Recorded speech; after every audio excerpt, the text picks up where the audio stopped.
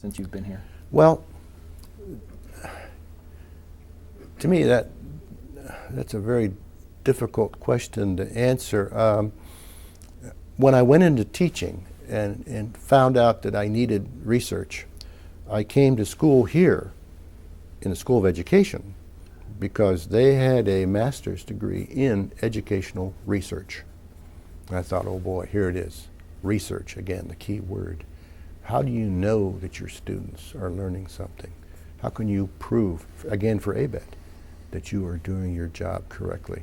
The students, are they really learning what they're supposed to be learning? That is the type of thing. And so when it comes down to have students changed, well, you have ACTs and SATs and that type of thing. But I'm not sure that is the whole story. The thing I notice, being an ex-Navy man, is that when students can't make it to class, and I've taught a variety of different kind of classes, typically classes which have Fridays, and I volunteered, an old Navy man, to teach at 8 o'clock in the morning. Well, it used to be that Fridays at 8 o'clock in the morning, I could have a class of 25, maybe half would show up.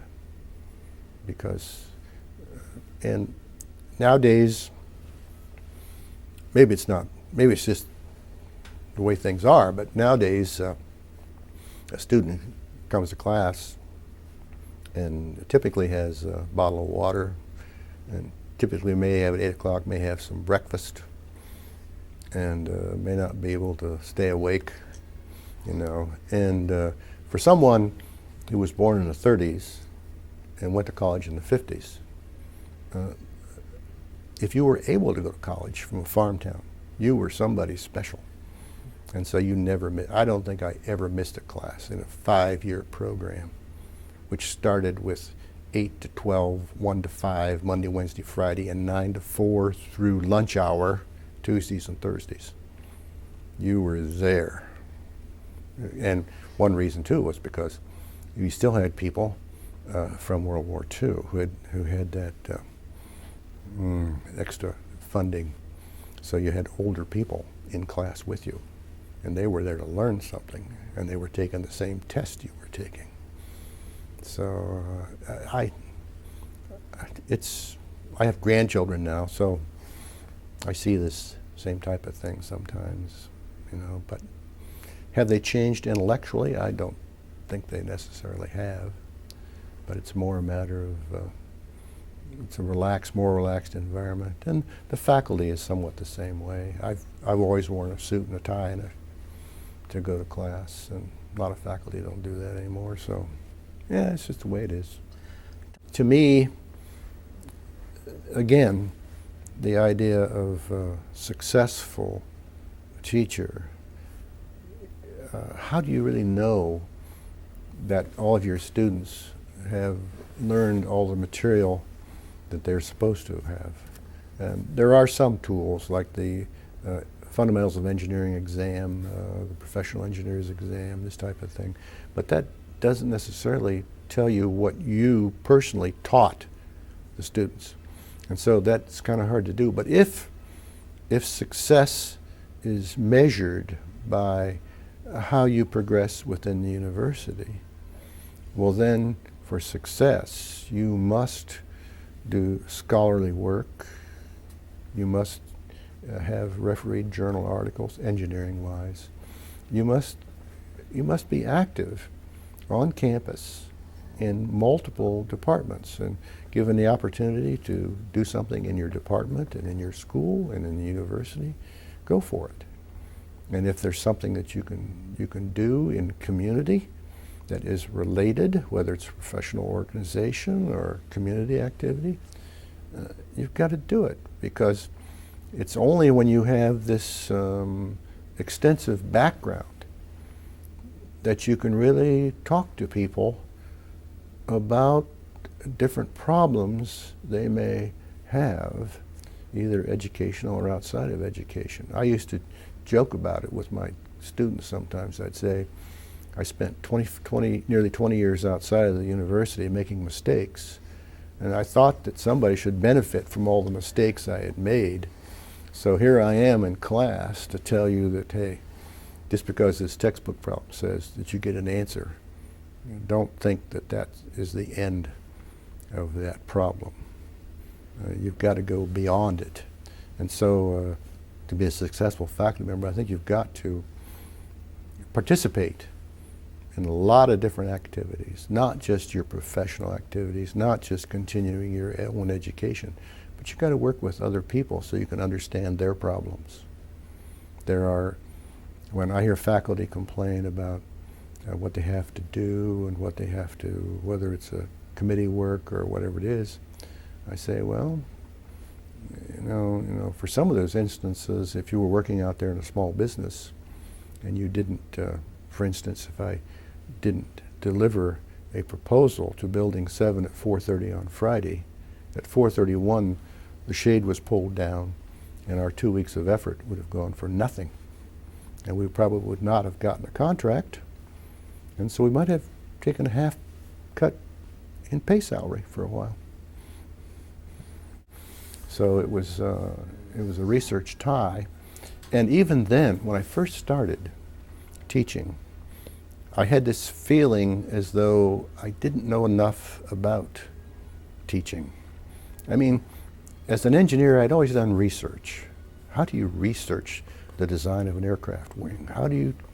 What kind of research do you need to design a restraint system or biomechanics or that kind of thing?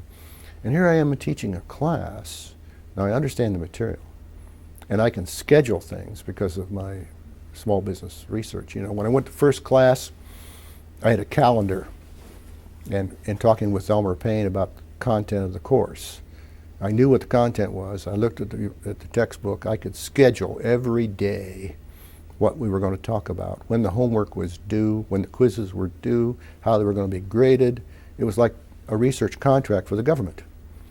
And so I wrote all that down, and I'd hand it to the students.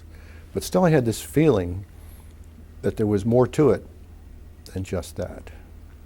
And so the first year was research, but it was also getting into the swing of things on teaching.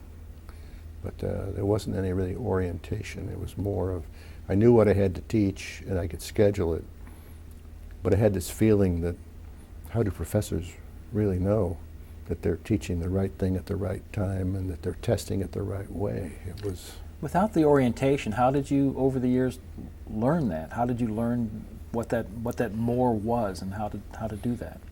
Well, it didn't take too long for me to understand that there were many people who needed help in committees. That it was very interesting to me at the time, at least, even though I just left a bureaucratic kind of world. It was still interesting that there were departmental needs to, like for curriculum review and that type of thing, and there were school needs. The School of Engineering needed to be discussing curriculum changes almost continuously. And then I found out that in a teasing sort of way, people said, well, wouldn't you like to be on the academic senate, a university function? And I said, sure. I'll try it. I'll go along with it. I've got some experience. And I found out that it was very interesting because there were only 3 engineering faculty members who were participants in the academic senate because it was proportional to the number of students in the different colleges and all. And so once I was elected into the academic senate, most of my friends were glad I was going to. I got into there, and then they needed somebody for the executive committee. Well, if you said you were interested, you were in. And once you got the executive committee, then you were in the Educational Leadership Council, PMC, RSVP, there were all these other things that you were also doing. And I found that it was very educational and that it was necessary, and that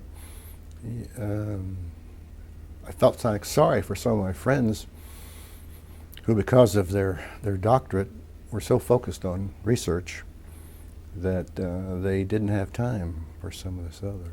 And I think that part of that comes about because of what's necessary for promotion and tenure and to be a successful professor. There's a lot of other things that you must do, really. When I first came here, the first students that I had to advise, one was a young lady that worked with me, even on my research contracts, and she was also co-oping. And she came in to see me several times because there was gender discrimination. This was in the early 70s. And so it was something that at that time, there wasn't all this existing paperwork, legalese on what to be done and how to do it. But she had decided that she was going to, take care of this on her own. She wasn't going to complain or anything. And she did. And she succeeded and went on. I had another student that his roommate was hiding in his closet, and he called me because I was his advisor. And so I called the medical center. I figured that was a psychiatric problem. And they called back to tell me that yes, the medical center knew who the psychiatrist was that the family had hired to help out and this kind of thing. And then I had students that had been dismissed, but they knew they wanted to finish. And one particular student, I told him, if you want to come back, you've been kicked out of here, write me a page or 2 or 3 or 4 telling me exactly what you're going to do to be readmitted. And about 6 months later, I got a letter, which was about 6 or 7 pages. He told me everything he was going to do by day and almost by hour, the courses, because he only needed 1 year to graduate. And so I said, okay, I'll readmit you. The faculty in the department that he had been kicked out of could not understand why I ever readmitted him. His first semester back, he had a 3.75 grade point average. He graduated soon afterwards. And I had another good student in a research contracts, aircraft performance on soils, and he was working on soils and had computer routines at that time that he was developing. And he worked with me, and we went to different sites together. He was a graduate student. We published papers together. We were invited to those kind of things. And his name was Joseph Saliba, who is now the Dean of the School of Engineering. So it seemed to have helped a little.